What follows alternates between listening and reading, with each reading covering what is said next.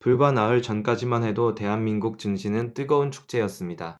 코스피가 6,300을 돌파하고 반도체주는 사상 최고가를 찍었습니다. 증권사마다 웃음꽃이 피었고 직장인들은 수익률 자랑에 바빴습니다. 근데 지금 제 눈앞의 모니터는 폭격 맞은 전쟁터 잿더미입니다. 본격적인 분석에 앞서 좋아요와 구독 한 번씩만 부탁드립니다. 코스피 911개 종목이 빠졌고 오른 건 고작 13개 뿐입니다. 전광판에 찍힌 하락률 마이너스 12.06%, 믿기 힘든 숫자입니다. 9.11 테러 당시의 기록을 완전히 갈아치운 낙폭입니다. 하루 만에 코스피 시가총액 527조 원이 허공으로 증발했습니다. 이틀간 손실액을 합치면 818조 원이 흔적 없이 사라졌습니다. 수요일 아침 장이 열리자마자 매도세의 밀려 하락객으로 출발했습니다.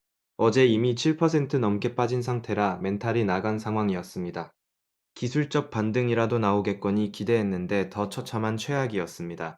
장 시작 2시간 만에 낙폭 6%를 넘기며 공포가 극에 달했습니다. 선물 시장이 먼저 무너지면서 사이드카가 긴급하게 발동됐습니다. 근데 성난 파도처럼 밀려오는 매도 물량은 전혀 멈추지 않았습니다. 오전 11시 무렵 코스닥에서 먼저 서킷 브레이커가 터지고 말았습니다.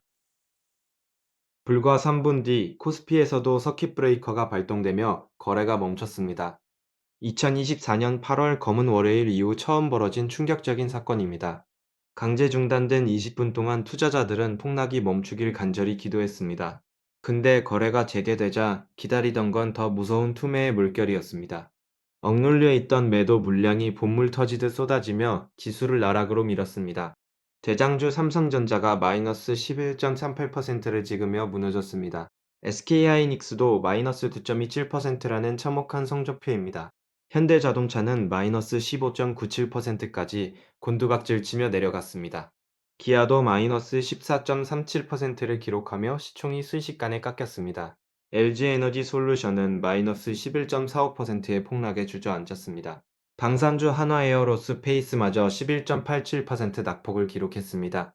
국가대표 기업들의 주가가 하루 만에 10%씩 증발한 겁니다. 시총 상위 50개 종목 중 유일하게 오른 건 정유주 S5일 뿐이었습니다. 중동전쟁 위기로 유가가 급등하면 정유사가 쇠해를 입을 거란 기대입니다. 코스닥은 코스피보다 훨씬 더 처참하게 무너져 투자자들을 절망시켰습니다.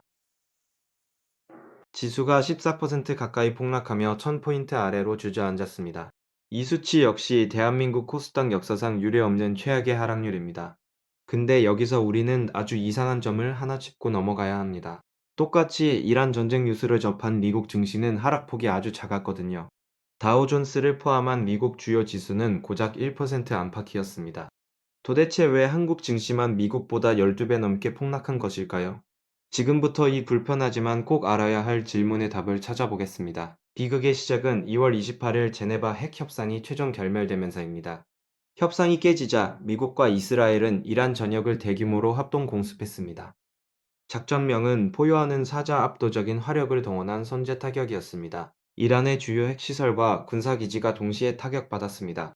테헤란 밤하늘에 거대한 화염이 솟아올랐고 전 세계가 경악했습니다. 이란 혁명수비대는 즉시 보복 성명을 발표하고 반격에 나섰습니다. 인근 국가에 주둔한 미군 기지를 향해 수십 발의 미사일을 발사했습니다.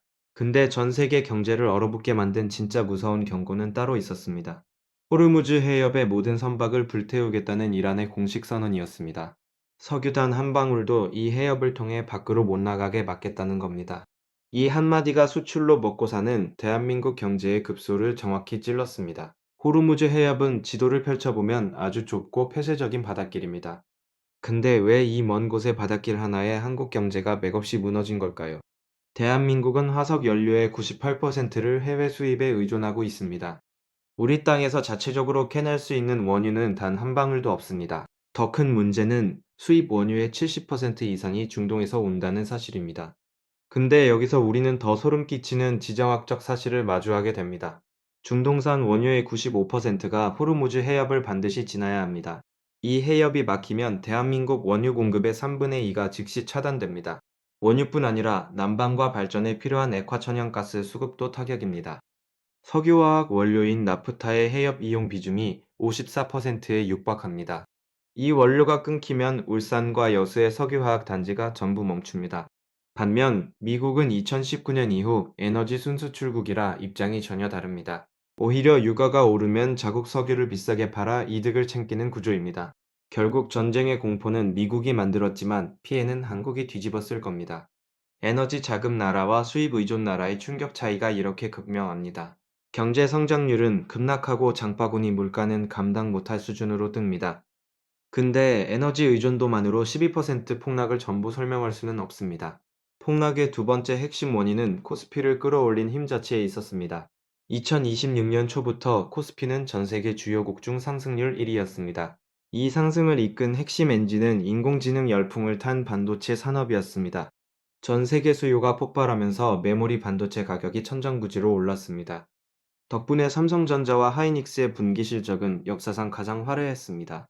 이 두 기업의 시총 합계가 코스피 전체의 40%에 육박했습니다. 코스피라는 거대한 배의 무게 중심이 반도체 한쪽으로 쏠려 있었던 겁니다. 무게가 한쪽으로 쏠린 배는 잔잔할 때는 빠르지만 파도에 뒤집힙니다. 우리 코스피 시장이 바로 그런 외부 충격에 취약한 상태였던 겁니다. 반도체 종목이 빠지기 시작하자 지수 전체를 끌고 내려가는 낯이 됐습니다. 집중된 산업 구조가 이번 하락장에서 고통을 몇 배로 키운 셈입니다. 반면 미국 증시는 다양한 업종이 균형을 이루며 충격을 분산했습니다. 유가 상승으로 정유주가 올라 기술주 하락분을 방어하며 낙폭을 줄였습니다. 세 번째 결정적 원인은 3.1절 연혈하는 타이밍의 잔혹함이었습니다. 연휴 동안 한국 증시는 문을 닫았지만 중동 전쟁은 쉬지 않고 타올랐습니다. 나흘 동안 악재와 전쟁 공포가 거래없는 시장에 겹겹이 쌓였습니다. 이렇게 응축된 나흘치 공포가 장이 열리자 한꺼번에 폭발한 겁니다. 불과 이틀 만에 코스피 1150포인트가 허공으로 증발해버렸습니다. 네 번째 폭탄은 32조 원 규모의 신용융자와 빚투자 자금입니다. 증권사들이 담보 부족 계좌의 주식을 강제로 내던지는 반대매매를 집행했습니다. 반대매매가 투매를 부르고 하락이 하락을 부르는 악순환이 꼬리를 물었습니다. 거대한 산에서 쏟아지는 눈사태처럼 연쇄청산이 시장을 덮쳤습니다. 5번째 칼날은 외국인 투자자들의 기록적인 매도 폭탄이었습니다. 동시에 원달러 환율이 심리적 마지노선인 1,500원을 돌파해버렸습니다. 환율이 오르면 외국인은 환차손을 피해 더 빨리 파는 악순환이 반복됩니다. 결국 에너지 의존과 산업 쏠림이라는 약점이 한꺼번에 공격당한 결과입니다. 오늘 목격한 12%는 단순한 주가 하락이 아닌 국가적 경고장입니다. 에너지 안보와 기형적 산업 구조의 한계를 근본적으로 바꿔야 합니다. 오늘보다 더 단단한 내일의 대한민국이 되기를 진심으로 기원하겠습니다.